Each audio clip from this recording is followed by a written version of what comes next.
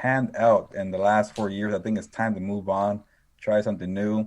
They did bring in Brian Bulaga, Trey Turner, but those guys were hurt the whole year. So they're trying, at least in different ways, from trade to free agency. They know it's an issue. They brought in Mike Pouncey in years past. He got hurt. They brought in Russell Okung. It didn't work out. But now when you have, hopefully it might sound wrong because you have Phillip Rivers, you want to protect that guy too. But now you have a quarterback in Justin Herbert. You saw what happened to Joe Burrow. You've got to protect that rookie quarterback. You want him around for the next 10 to 12 years or whatever. So I think definitely you got to prioritize the offensive line. I know maybe they're picking 13th. Maybe there won't be a stud there. Maybe you go with the best player available, but definitely make it a good plan to at least get an alignment in the first or two rounds of the draft. And last question, because we know you got to run, but just when you look at this roster, we've talked about it throughout this time. It has lots of talent across the board, but injuries, different things have kind of set them back. So I'm just curious, do you think they go the offensive route for head coach again, or do they look on the defensive side? What do you think they kind of need as their head leader? Yeah, right now I keep checking my phone for any type of notification because I feel like the breaking news for head coach could happen at any moment. But it just seems like they're going offense with Brian Daboll, the offensive coordinator for the Buffalo Bills. I'm just looking at all the signs, and Brian Daboll, who was a hot name, for him to only to interview with two teams is a little weird. Either maybe he wants to stay in Buffalo, or he already has a team he wants to go to. Mm-hmm. And the two teams were the New York Jets and the Chargers, and the Jets just hired Robert Saleh. So that kind of points to you that maybe it's the Chargers and Brian Daboll. It's a happy marriage. They're gonna wait it out until the Bills are either Super Bowl champions or out of the playoffs. So I think that's where they're headed. I could be wrong. It could maybe be Brandon Staley, the defensive coordinator for the Rams. I think maybe it might be just Staley. I feel like the other guys are pretty far off in the race. So definitely it's Brian Daboll's job to lose, I feel like, and maybe Brandon Staley could. If he beats the Packers and that defense is lights out again, they might call him back. Okay, we got Joey Bosa, we got Derwin James. Let's see what Brandon Staley could do. So I think that could be the Chargers thinking. But I think for right now, it's going to be Brian Daboll, the OC for the Bills. We got your stadium, and now we got your defensive coordinator. Wonderful. Imagine they get another Hard Knocks re-up. They deserve it. They would actually deserve it. And hopefully they end up with Panasa well. I feel like the rest of the country, they don't like the Chargers on Hard Knocks, so we'll see. There's a West Coast bias. But with all that said, thank you, Gilbert, for coming on. Thank you. Always a pleasure. CSUN alum. Chargers beat writer. All three of you are from CSUN? No, Izzy's from Long Beach. It's okay, though. She's the only one we acknowledge. But it's a better school. I ain't gonna front. Overall, But thank you, and feel free to shout out your social medias where everybody can find you. Yeah, definitely on Twitter at gmanzano24, or send me an email, gmanzano@scng.com, or just read all my stories at the Orange County Register or LA Daily News websites. And check out for when that head coaching news drops. Because it's going to be fire. In the weekend. Who knows? We'll see. All right, Gilbert. Take care, man. Thank you. Have a good night. Thank you, guys. Appreciate it. Thank you. Appreciate it.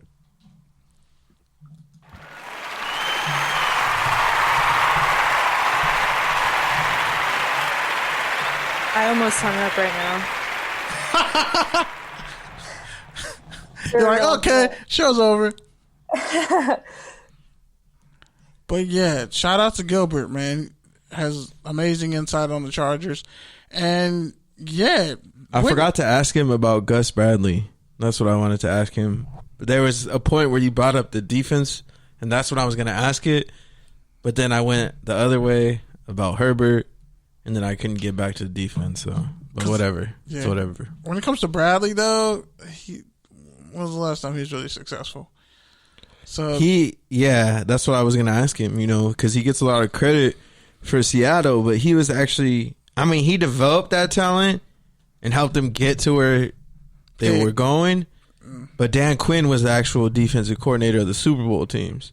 Yeah, right. And the same thing with Jacksonville, when they had that 1 year in the championship game, that was his talent, but Doug Marrone was the one who got them over the edge. So that's why, I don't.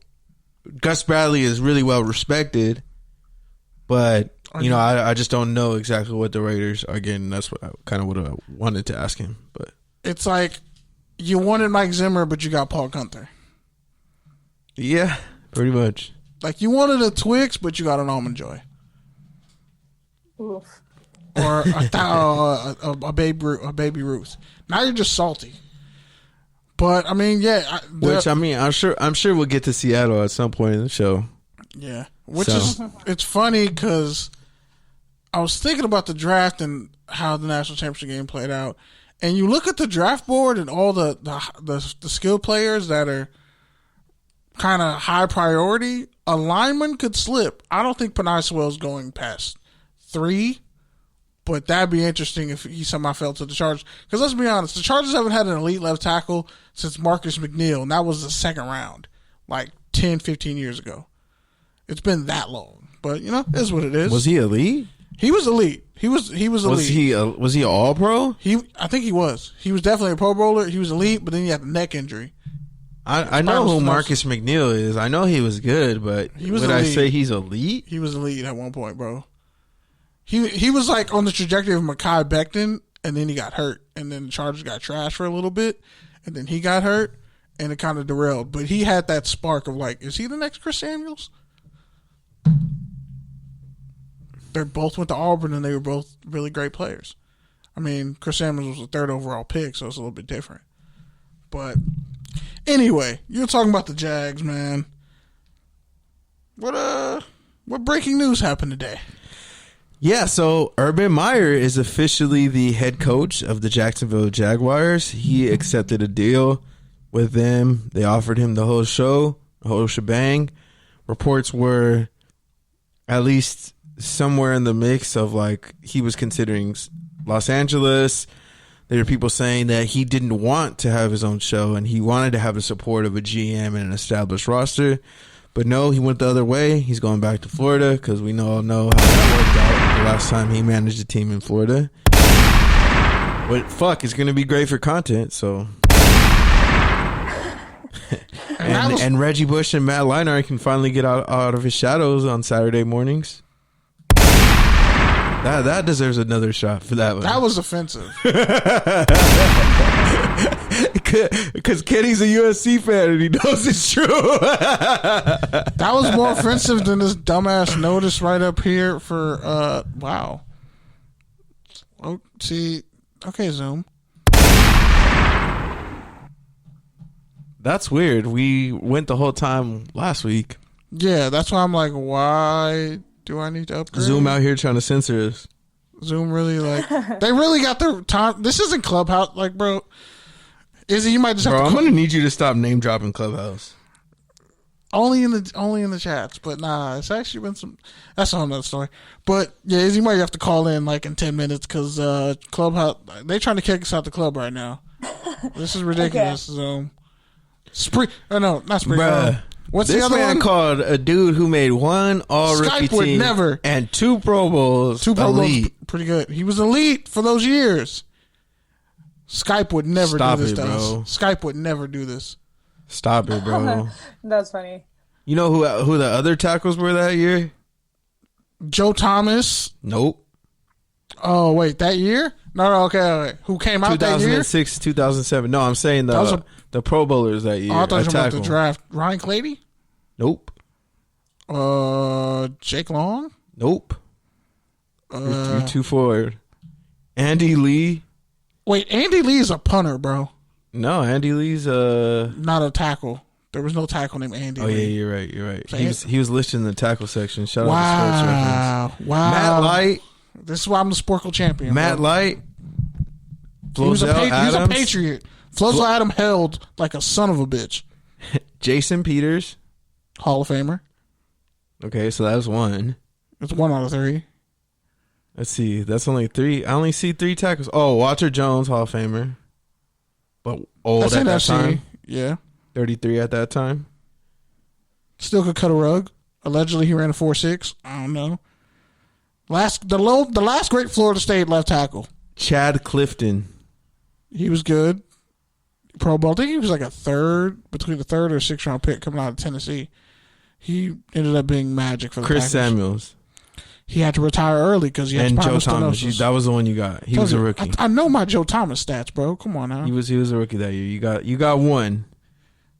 That's all I need. He was the 3rd overall pick in the draft, and he lived up to it. Like, McNeil was a 2nd round pick, and people were like, we don't know. And now Mekhi Becton is like the closest thing to McNeil, but he's better than McNeil. My point is, I wouldn't say he was elite. He was elite for the Chargers. He was elite.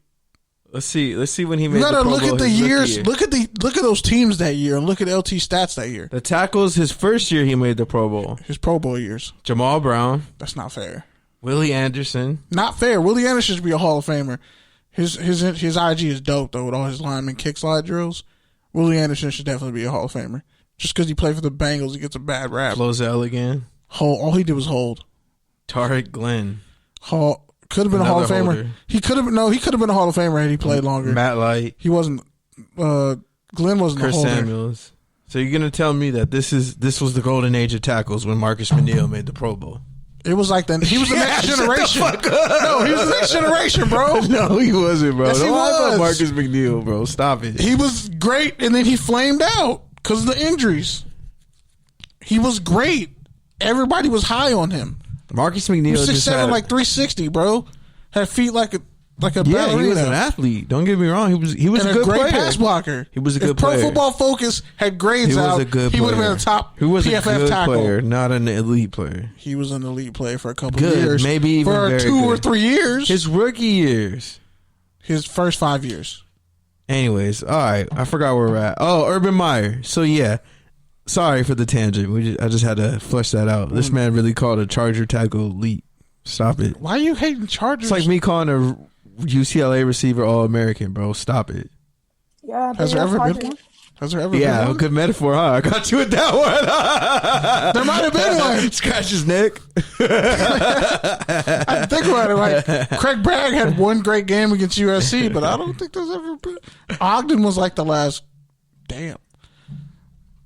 Yeah, UCLA receivers suck. All of them are trash. So Urban Meyer goes to Jacksonville. What do you make of that, Kenny? Since I already gave my sarcastic opinion on it. Did I mention?